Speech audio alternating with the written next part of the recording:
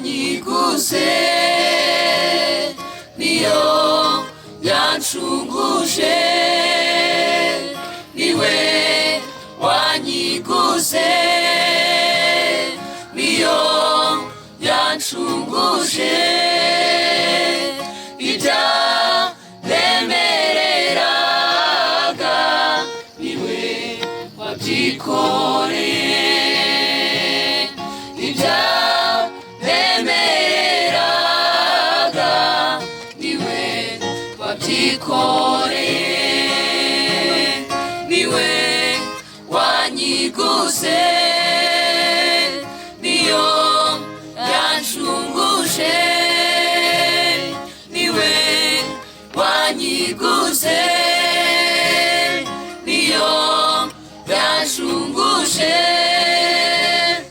ibyaremereraga niwe wabyikoreye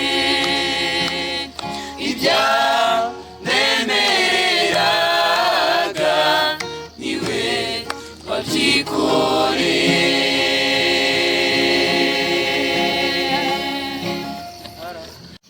Yesu shimwe cyane bene data mwese, nongeye kubasuhuza mu izina rya Yesu.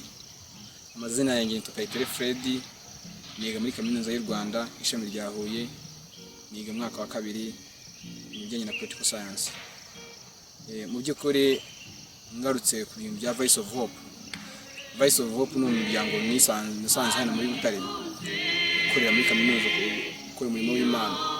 Ariko ikintu cya mbere nabonye muri Voice of Hope ni urukundo. Ni umuryango nisanzemo cyane. Mu by'ukuri urebye ukuntu twaje mu wa mbere n'abantu tuzi naho, ariko ikintu cya mbere umuntu yahaboneye ni abantu.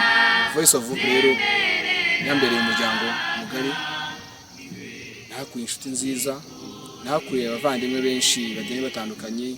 Mu by'ukuri ni ahantu nisanga, ni ahantu community nisangamo ibintu bishimye bya Voice of Hope.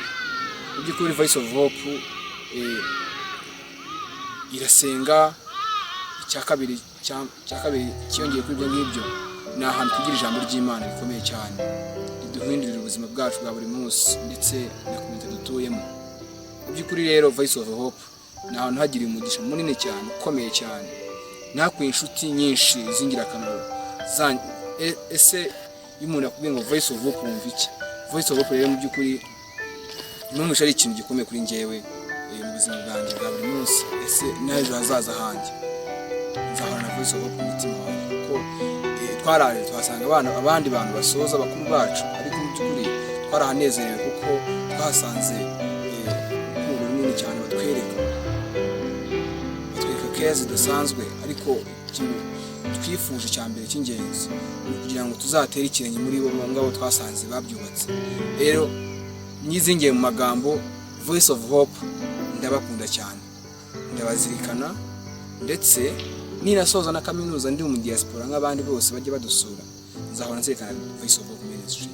Murakoze, Imana ibamere umugisha.